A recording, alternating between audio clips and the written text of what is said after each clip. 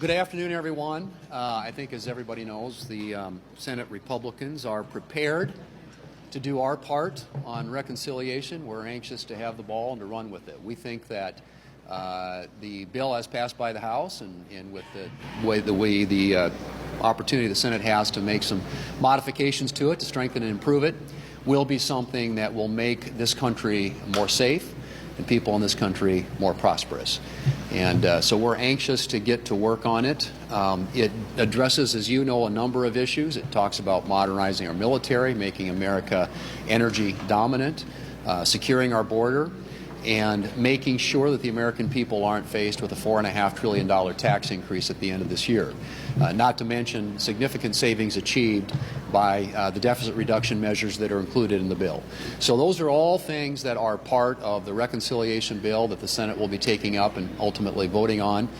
We have a planned, obviously, schedule in which to complete it, and we will try and stay on that. But obviously, we were going to take a lot of input from our members and make sure that as we go through this process, it's done in a way that incorporates the views of Republican senators. What's interesting, of course, is the fact that Senate Democrats have said they are going to fight it with everything they've got, according to their leader. And it's interesting to me that what they are going to be fighting against is border security, modernizing our military, making America energy dominant, and they are going to be voting for the largest tax increase in American history. It would put $2.6 trillion in new taxes on people in this country making less than $400,000 a year. That's what the Democrats are going to be fighting tooth and nail for, in addition to fighting against all the things that I just mentioned. But Republican senators are anxious to move forward, and we are going to get this done one way or the other. It will take some time, obviously. There are a lot of moving parts, as I've said, but we are excited to be working with the President and working with our colleagues in the House of Representatives on the agenda that the American people elected last November.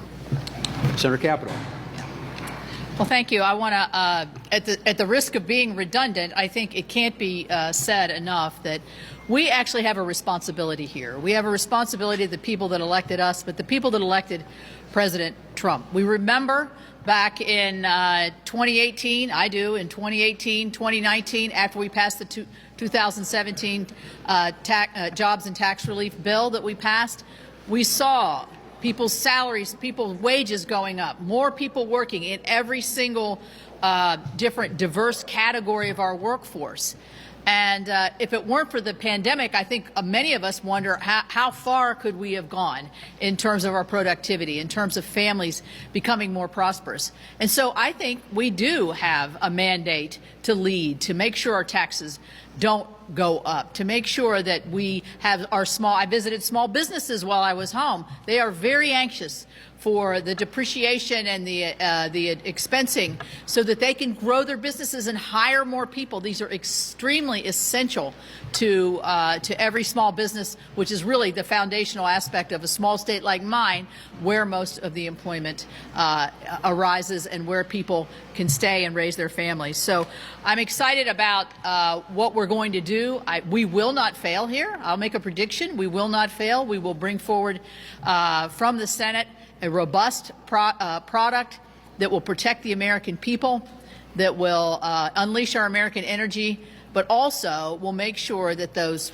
flourishing days of 2018 and 19, when we were on a roll, will return for every single American. You criticize the Democrats, saying they're going to fight against this with everything they've got. That doesn't seem to be your problem. Elon Musk seems to be your problem. Absolutely torching this bill here, saying everybody who voted for that should be ashamed. Well, look, we obviously respect everything that Elon did with Doge. On this particular issue, we have a difference of opinion. And I think it's rooted in the fact that he's accepting the CBO assumptions that are built upon a static scoring assessment of the effect, the macroeconomic effect, growth effect, that these changes will have on our economy. And all the modeling that we've seen suggests that the changes that are being made in the tax policy, particularly making permanent bonus depreciation, interest deductibility, R&D expensing, are going to lead to significant growth. And you couple the growth with the biggest spending reduction in American history. and you will see a reduction, not an increase in the deficit. So we have a difference of opinion. He's entitled to that opinion. We're going to proceed full speed ahead. Make the But are you Carter.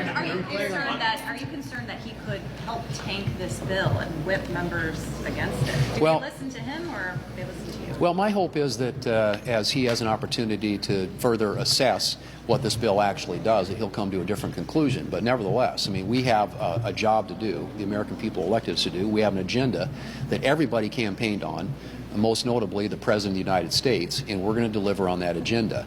And the legislation as passed by the House can be approved here in the Senate, can be strengthened in the Senate in a number of ways. We intend to do that, but when it's all said and done, we will send it back to the House and hope that they can pass it and put it on the President's desk. And as I said, it does everything that we set out to do. It modernizes our military, secures our border, extends tax relief and makes permanent tax relief that will lead to economic growth and better jobs in this country, and makes America energy dominant, coupled with the biggest spending reduction in American history. So those are our agenda items, and that's what we campaign on. That's what we're going to do. There are certainly members in your conference who want to see steeper cuts than what are included in this proposal that came over from the House.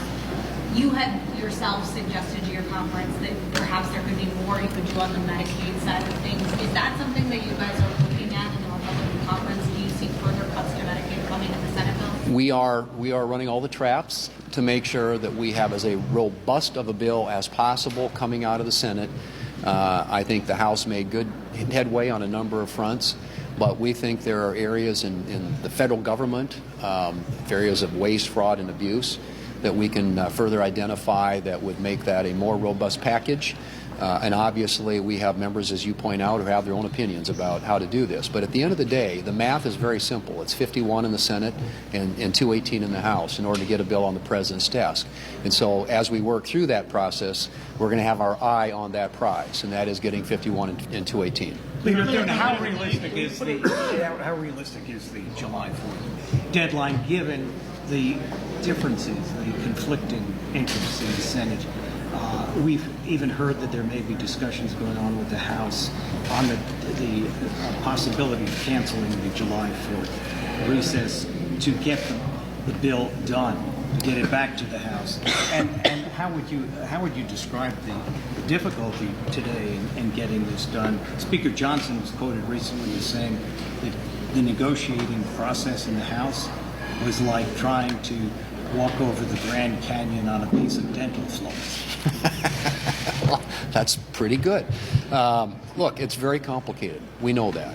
I can't speak for the House schedule. What I can tell you is that we're going to do everything we can to stay on what we've laid out, and that is to try and work through these next couple, 2-3 weeks to be prepared to be able to put that bill on the floor the last week before the 4th of July. And so there's a lot of work ahead of us. We know that. None of this is easy. There are, as I've said before, a ton of moving parts. But at the end of the day, failure is not an option. We're going to succeed, and the House is going to succeed, and we're going to get a bill to the President. The timing, as I said, is what we've laid out. That is our goal. I believe we can meet it, but in any event, it's going to get done one way or the other. Thank you. What about Russian sanctions? Are you putting that on the floor this week?